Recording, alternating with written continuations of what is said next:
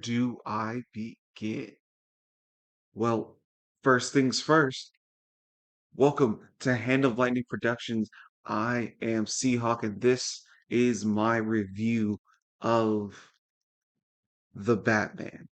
At this point, I have seen it twice, and I'm just gonna go through how I feel, and we'll start from there. When I heard that they were doing a Batman movie with Robert Pattinson, I was not on board at all. Uh, Not because of Robert's vampire past with Twilight, but because I really couldn't see him playing the role of Bruce Wayne. When I looked at Robert Pattinson, I didn't see Bruce. I saw more of Terry McGinnis from Batman Beyond. I thought that Robert could play an excellent young Batman being trained by a former Batman. But I digress. As time went on with the marketing of this film, my anticipation uh, and excitement grew and grew until I couldn't wait to see it. Um, And before I go any further, just want to say spoilers. There will be spoilers for the Batman. This is going to be a more in-depth video. Um, that's what I wanted to do for my first review. So, again, spoilers. So, here we go. To start off, this film gives off a pure indie film noir vibe that I definitely wasn't expecting. uh, but I very much and thoroughly enjoyed. From the second that the title screen comes up with no fanfare, no loud boom, or anything like that, I knew that this was going to be a different Batman film. To start with the setting, this version of Gotham is the quintessential version of Gotham, I believe. This is what I think of when I hear about Gotham. This city is filthy, it's disgusting, it's run down yet posh at the same time, ruined with crime. It's always dark, cloudy, gloomy.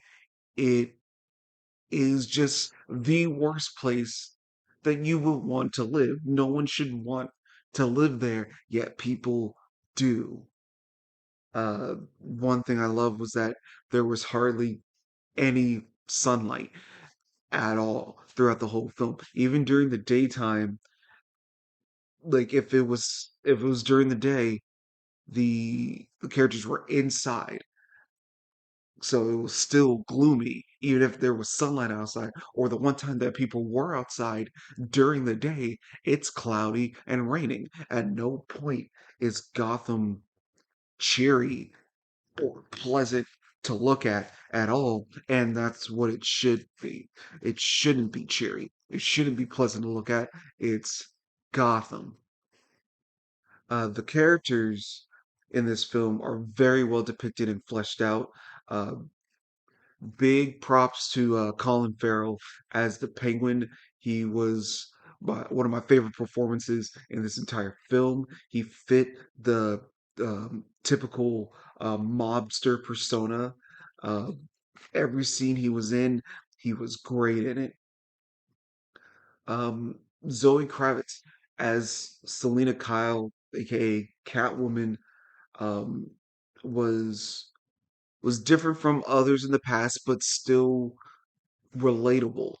I understood her motivations and her desires, and she was a great femme fatale to Patterson's detective in this film. The chemistry between Kravitz and Robert Pattinson was on point and very much what I expected to be when it comes to the Catwoman Batman relationship.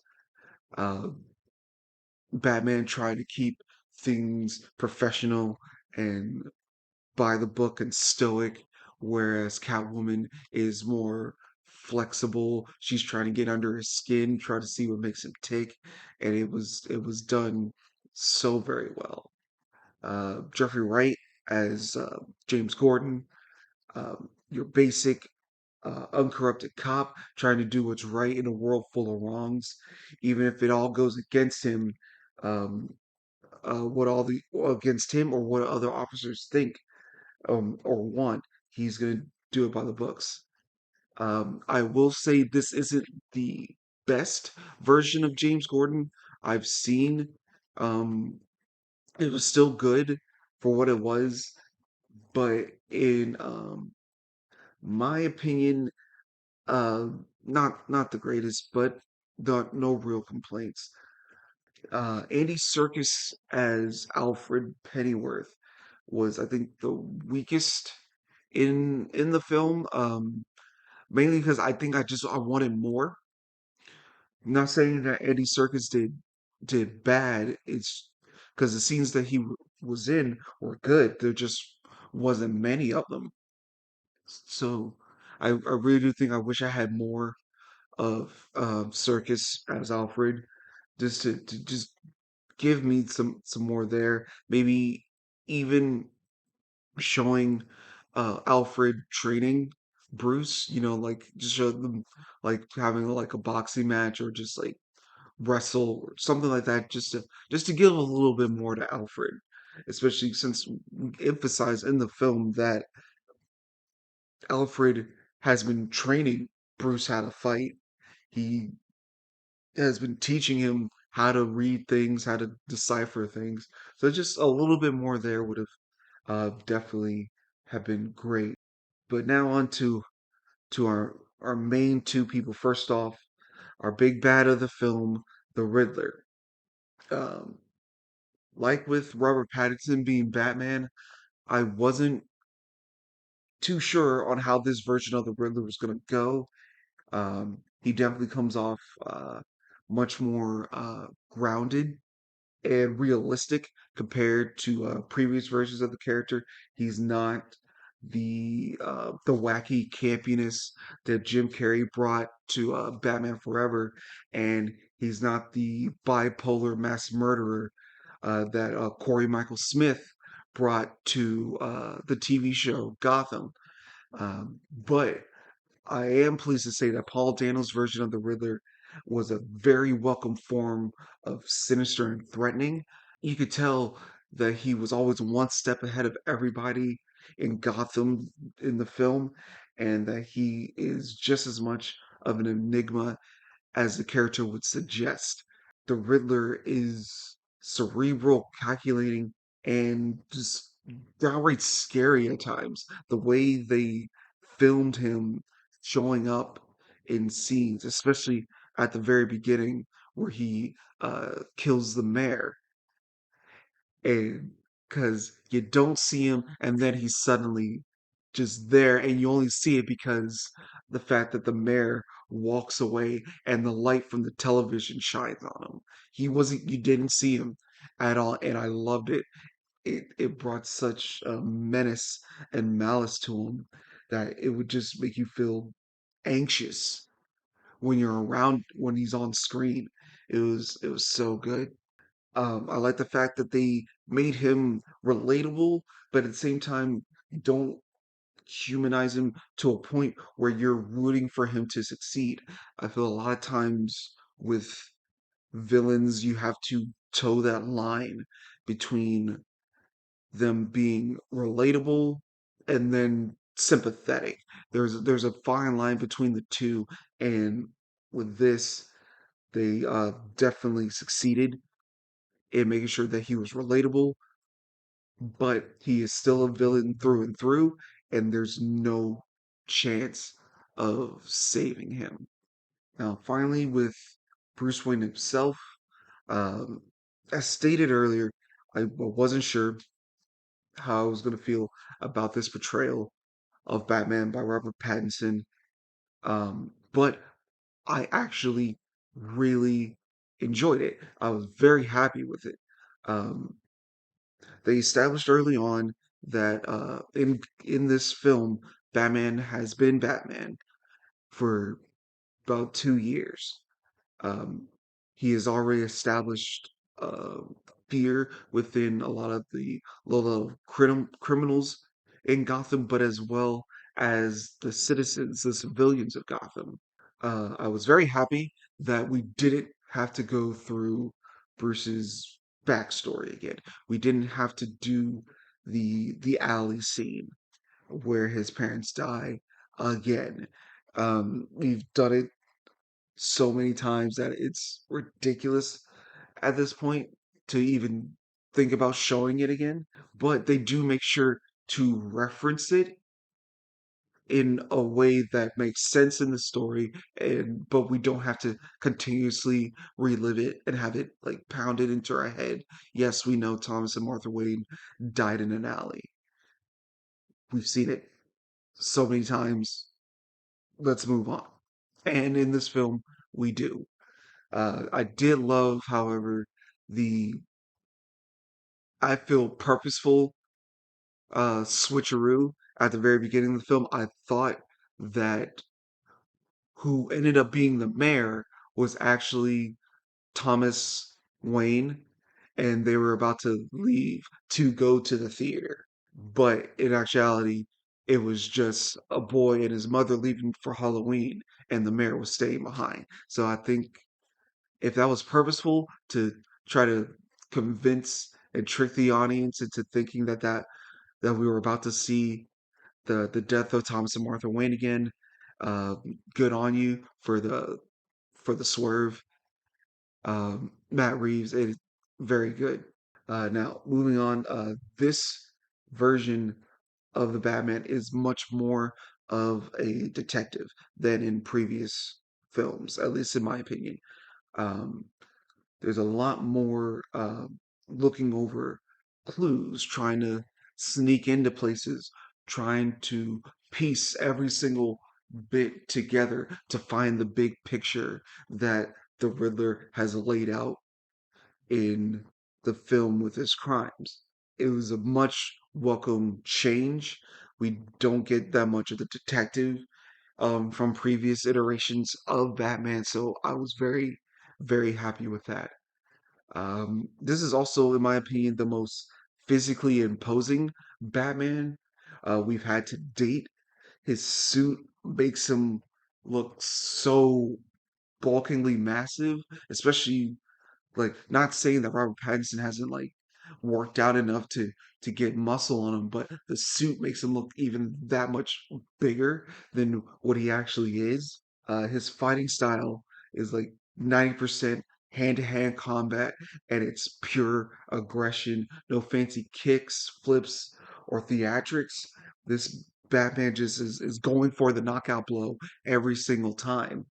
And if the first punch doesn't do it, he's gonna keep hammering away until you are out cold. And I think that fear he has instilled in the citizens of Gotham is felt from beginning to end, and it helps with that fighting style. It emphasizes the fact that he is aggressive, he is angry, he is, as he said at the beginning, I'm vengeance. like I said, there's not many negatives I have with this film. I already said the whole thing with Alfred is my main true negative about this film. I really feel like there should have been more Alfred. I think as well, after watching it a second time, I think I think I wanted a little bit more of Gordon in the sense that it didn't feel like that um, Gordon was Gordon in the sense that like it didn't feel like there was a reason for it to be James Gordon as the cop helping Batman. It could have been any cop. It could have been Martinez, uh, one of my favorite characters in the film because he's just hilarious how he's almost in every single scene. Whenever the cops are around, he's always there. But like the same role that Gordon was playing in the film could have just been done by Martinez. I feel like there should have been more emphasis on Gordon um, in the sense of like potentially having him rise up the ranks by the end of the film. Maybe making him captain, maybe not commissioner, but captain of the GCPD, but just showed some growth from beginning to end for Gordon. He's still the same all the way through. Sure, he helps discover the corruption that is going on, but he himself hasn't changed or advanced. He's still the same person from beginning to end. Whereas with Bruce, with Batman, he has changed. He started off as vengeance, and at the end of the movie, he chooses to be hope instead, because his effect on the city as vengeance in turn created the Riddler. But to sum up, the Batman is a great departure from what has come before, and an enjoyable ride all the way through. The direction of cinematography is beautiful. Uh, the score is emotional. It is dark. The characters are complex and enjoyable to watch on screen. And in all, it is a great film. This is probably my second favorite Batman film, right behind The Dark Knight. Um, and possibly I would probably have to say it's my second favorite DC film of all time. Again, right behind Dark Knight. I would have to do a ranking to see about that, but yeah, for the most part, the Batman is a great movie. I give it a 9 out of 10. Uh, Solid A+ movie. Highly recommend it. It's still in theaters. Go see it. Uh, but yeah, the Batman is a great film. Uh, Thank you for coming here and listening to what I had to say. Please hit a like if you like the video, subscribe to the channel for more, and put down in the comments any recommendations of films that you want to see. I'm looking to review a lot of different things that I have seen, just to refresh myself, things I haven't seen. Just let me know. This has been Seahawk. This has been Hand of Lightning Productions. You have yourself a great day.